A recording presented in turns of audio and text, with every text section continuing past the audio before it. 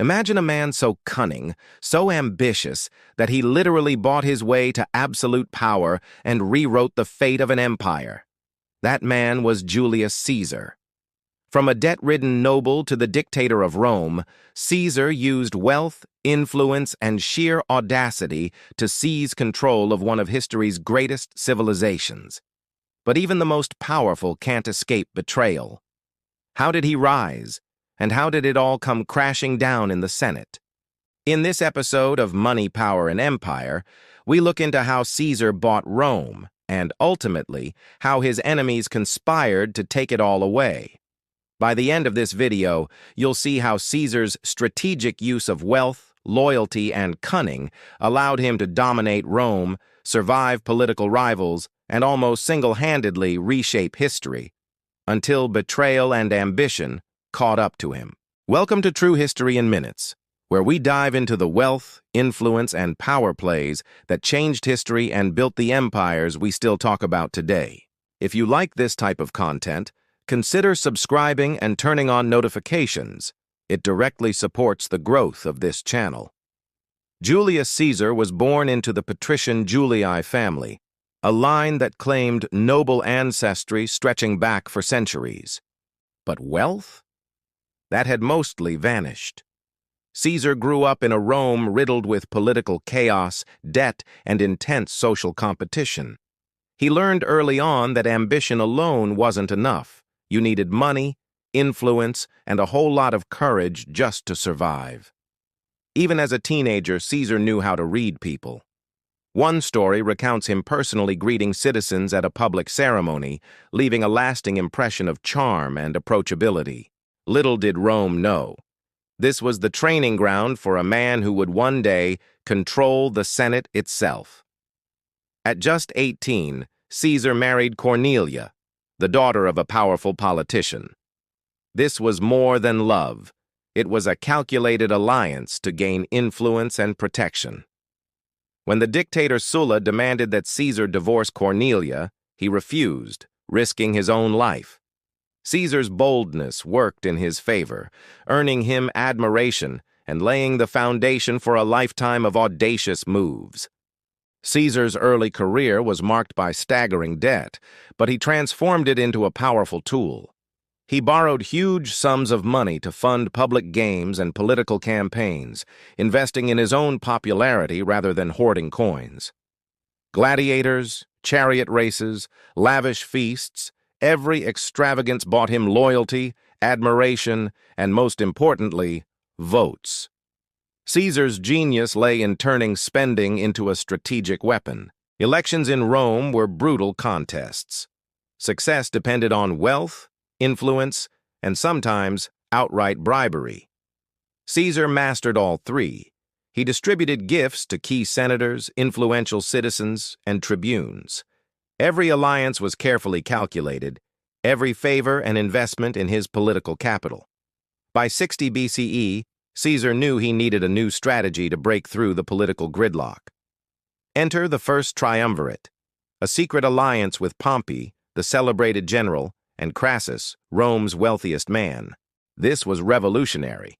Crassus provided the money, Pompey the military prestige, and Caesar the political cunning to unite them. The triumvirate wasn't just a friendship, it was a strategic merger of power, influence, and ambition that effectively controlled the Roman state from the shadows.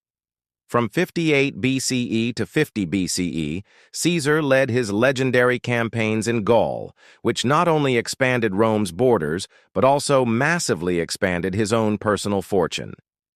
Tribute, ransoms, and war spoils flowed directly into his coffers. But he didn't just keep it for himself. Every soldier received bonuses, land, and loyalty-based incentives. These weren't just payments, they were investments. Human assets whose allegiance could not be bought by his rivals at any price. Caesar's campaigns were meticulously planned, combining brilliant military skill with strategic propaganda. His own writings, the Commentari de Bello Gallico, painted him as both a heroic defender of Rome and an indispensable leader, securing the public's admiration and the unwavering loyalty of his troops. By the time he was ready to return to Rome, Caesar wasn't just a war hero. He was a force that the Republic couldn't ignore. In 49 BCE, the Senate, now deeply afraid of his power, ordered Caesar to disband his army and return to Rome as a private citizen. Most men would have obeyed. But Caesar, standing at the edge of the Rubicon River, declared, "The die is cast." This act of defiance was more than just rebellion. It was the culmination of decades of calculated investments in loyalty, money, and strategic alliances. Rome's streets trembled as Caesar's legions marched on the city. He wasn't merely a general returning from war. He was a man who had bought loyalty, bought influence, and was now coming to claim Rome itself. The Republic's traditional checks and balances simply couldn't withstand the force of Caesar's strategy. Now dictator, Caesar consolidated his power with a combination of generosity, sweeping political reforms, and ruthless pragmatism. He redistributed land to the poor, restructured debt to ease the burden on citizens, and enacted policies that favored the common people over the elite. But as his influence grew, so did the envy and fear among the members of the Senate. Some saw him as a visionary leader, saving Rome from itself. Others saw a tyrant dismantling the Republic piece by piece, and Caesar's unprecedented concentration of wealth, influence, and military loyalty made him dangerously vulnerable. The very tools that had allowed him to seize Rome, his money, his alliances, his charisma, now made him a target for the most powerful men in the city. By 44 BCE, a conspiracy was forming in the shadows of Rome's marble halls. Senators who feared Caesar's growing power began to plot against him. Among them were Brutus, a man whom Caesar trusted like a son, and Cassius, a shrewd and ambitious political rival. The conspirators called themselves the Liberators, claiming they wanted to save the Republic from tyranny. The plan was meticulous. They chose March 15th, the infamous Ides of March, when Caesar was scheduled to attend a Senate session. Over 60 conspirators, armed with daggers hidden in their togas, waited for their moment. Some say Caesar was warned.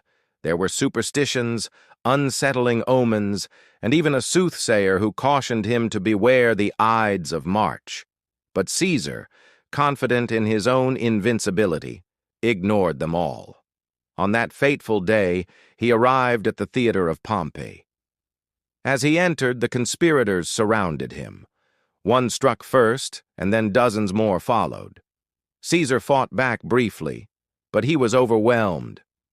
He took 23 stab wounds, each one a symbol of betrayal by friends, allies, and men he had pardoned and promoted. Legend has it that as he fell, Caesar saw Brutus among his killers and whispered the famous last words, "Et tu, Brute, you too, Brutus." The Republic he had sought to navigate, protect, and ultimately control had turned on him. His death was not just the fall of a man, but the final bloody act in a story of ambition, betrayal, and the absolute limits of power. Even in death, Caesar's influence endured. His adopted heir, Octavian, would go on to become Augustus, the first Roman emperor, solidifying the very empire that Caesar had envisioned. Money, loyalty, and ambition had allowed one man to reshape the world. But betrayal served as a timeless reminder that power, no matter how carefully amassed, always carries inherent risk. Caesar's life is a lesson for the ages. Wealth can open doors, and influence can bend reality. But human ambition and envy are forces that no amount of coin can ever fully control. So, what would you have done if you were in Caesar's shoes? Used your wealth to seize power, or risked everything on honor? Let us know in the comments and tell us which historical figure's strategy you'd like us to explore next. Thanks for watching True History in Minutes, and we will see you in the next episode of Money, Power, and Empire.